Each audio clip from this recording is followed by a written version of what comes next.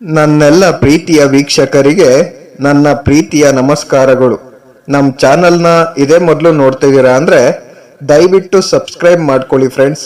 ಮುಂಚೆಯಿಂದ ನೋಡ್ತಿದ್ದೀರಾ, ಇನ್ನೂ ಸಬ್ಸ್ಕ್ರೈಬ್ ಮಾಡ್ಕೊಂಡಿಲ್ಲ ಅಂದರೆ ದಯವಿಟ್ಟು ಸಬ್ಸ್ಕ್ರೈಬ್ ಮಾಡ್ಕೊಳ್ಳಿ ಫ್ರೆಂಡ್ಸ್, ಸಪೋರ್ಟ್ ಮಾಡಿ.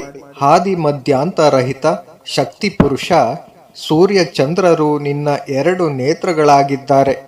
ಅನಂತ ಬಾಹುಗಳಿಂದ ಅಗ್ನಿಯಂತೆ ಪ್ರಕಾಶಮಾನವಾಗಿರುವ ನಿನ್ನನ್ನು ನೋಡುತ್ತಿದ್ದೇನೆ ಪರಮಾತ್ಮ.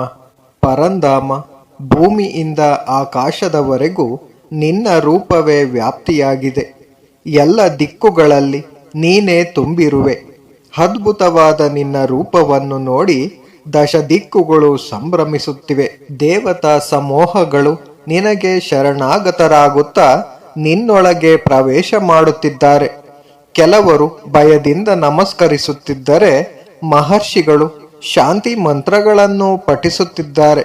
ಪರಮಶಿವ ಸ್ವರೂಪಿಗಳಾದ ಏಕದಶ ರುದ್ರರು, ದ್ವಾದಶಾದಿತ್ಯರು, ವಸುಗಳು, ವಿಶ್ವದೇವತೆಗಳು, ಮರುದ್ಗಣಗಳು, ಯಕ್ಷಗಂಧರ್ವ, ಅಸುರಗಣಗಳು ಸಂಭ್ರಮಾಶ್ಚರ್ಯಗಳಿಂದ ನಿನ್ನನ್ನೇ ನೋಡುತ್ತಿದ್ದಾರೆ.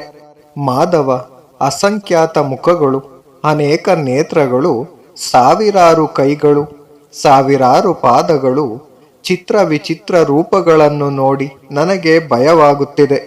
ಅನಂತ ಮೂರ್ತಿ, ನಿನ್ನ ರೂಪವು ಆಕಾಶದಷ್ಟು ಎತ್ತರವಾಗಿದೆ, ವರ್ಣಮಯವಾಗಿದೆ, ದೇದೀಪ್ಯಮಾನವಾಗಿದೆ. ಕರಾಳ ದಂತಗಳಿರುವ ನಿನ್ನ ಅನೇಕ ಮುಖಗಳನ್ನು, ಆಯುಧಗಳು ಧರಿಸುವ ನಿನ್ನ ಸಾವಿರಾರು ಕೈಗಳನ್ನು, ವಿಸ್ಲಿಂಗಗಳಂತಿರುವ ನಿನ್ನ ನೇತ್ರಗಳನ್ನು ನೋಡಿ ನನ್ನ ಮನಸ್ಸು ಭಯಕಂಪಿತವಾಗುತ್ತಿದೆ. ಮನೋಧೈರ್ಯವು ಕುಗ್ಗಿ ಹೋಗುತ್ತಿದೆ. ಸಮತ್ವ ಸ್ಥಿತಿ ದೂರವಾಗುತ್ತಿದೆ. ದೇವದೇವ, ಪ್ರಸನ್ನನಾಗು. ದಿವ್ಯಾಗ್ನಿ ಜ್ವಾಲೆಗಳನ್ನು ಉಗಿಯುತ್ತಿರುವ ಉದ್ದನೆಯ ಮೃತ್ಯು ದಂತಗಳಿರುವ ಅತಿ ಭಯಂಕರವಾದ ನಿನ್ನ ರೂಪವು ನನಗೆ ನೋಡಲಾಗುತ್ತಿಲ್ಲ. ನನಗೆ ಶಾಂತಿಯನ್ನು ಅನುಗ್ರಹಿಸು.